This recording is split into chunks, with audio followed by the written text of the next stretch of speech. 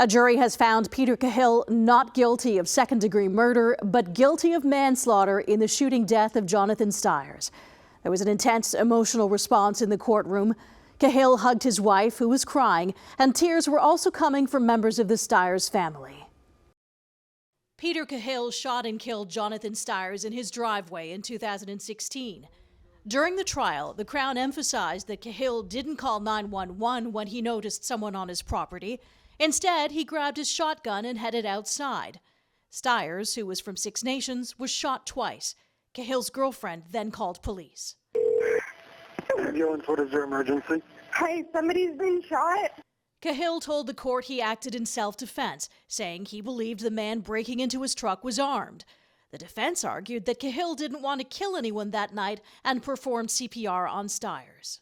I just did CPR for probably 6 or 7 minutes, and he's got nothing, no pulse. But after 13 hours of deliberations, the jury decided Khill was guilty of manslaughter. I was relieved that the jury accepted that this was not self-defense.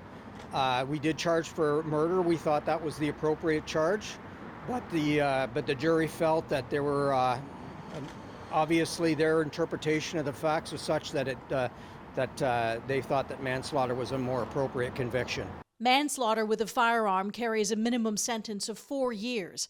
Styres' family spoke outside the courthouse tonight. This is Jonathan's mom, and she couldn't be with us this time. She was hospitalized, and she just came home today. Throughout these past 6 years, Debbie and our family have experienced significant emotional pain and trauma. As a family, we are disappointed with the outcome of a guilty verdict for manslaughter. This is not the outcome we wanted, but we know he has to wear this title for the rest of his life. And he was responsible for Jonathan's death. Khill's sentencing will happen at a later date. In the meantime, the Crown is calling for Khill's bail to be revoked. He'll be back in court Tuesday morning at 10 a.m. This was Peter Khill's third trial. He was acquitted in the first in 2018. Then a new trial was ordered last year.